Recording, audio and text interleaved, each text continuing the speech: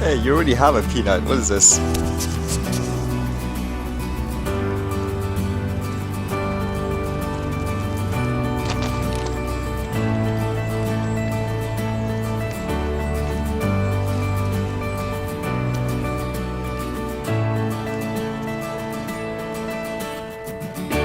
What did I read today?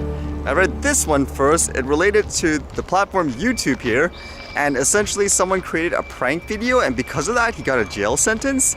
It says, filling Oreo with toothpaste earns YouTube prankster a jail sentence. It was a humiliating video that fueled outrage on social media. A YouTube prankster filmed himself offering a homeless man in Barcelona an Oreo cookie filled with toothpaste rather than cream. Now, the prankster, known as ReSet to his followers on YouTube, but whose real name is Kangwa Ren, has been handed a 15-month prison sentence and must pay about $22,300 compensation to his victim.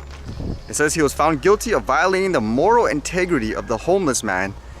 And I guess his comment about the video before was an example of why people were outraged.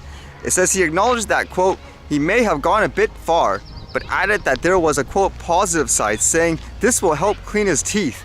I don't think he has cleaned them since he became poor. I guess with comments like that, people would have no sympathy for the person, huh? And it says in his defense, the video was just a bad joke for which he had later sought to make amends. I do things to mount a show. People like what is morbid, he told the court, according to the reports in the Spanish news media. I always find it silly when people do stuff like that and say it was, quote, a prank. And it's kind of interesting reading with the new drone regulations here in Canada, people with the perspective of more needs to be done still.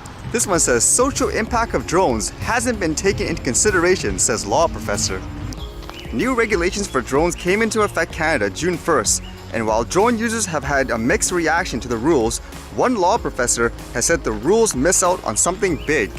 Kristen Thomason, a law professor at the University of Windsor, said that the social impact of drone technology hasn't been taken into consideration with the new regulations.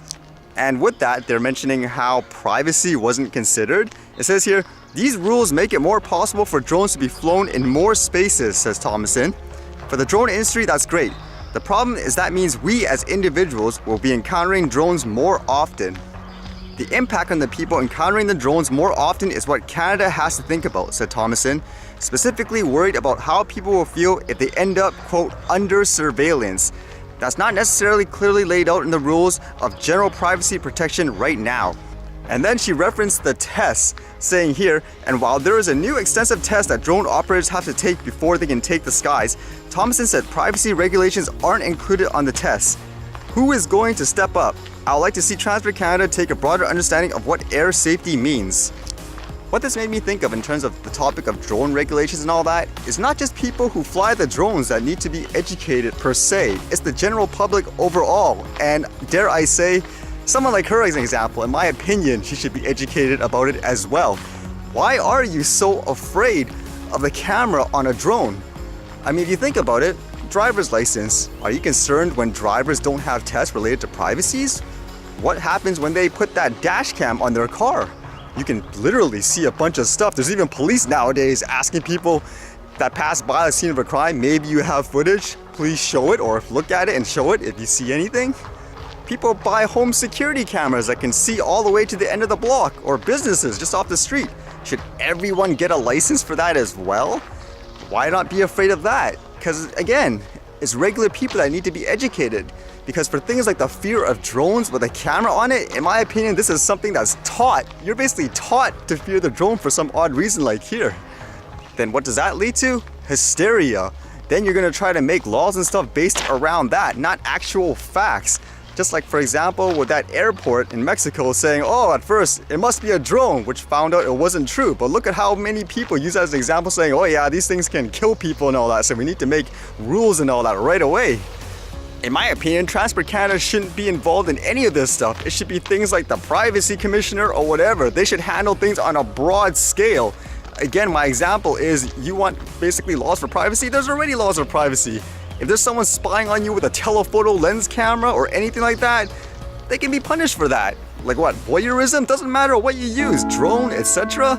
So you need to think about that as well.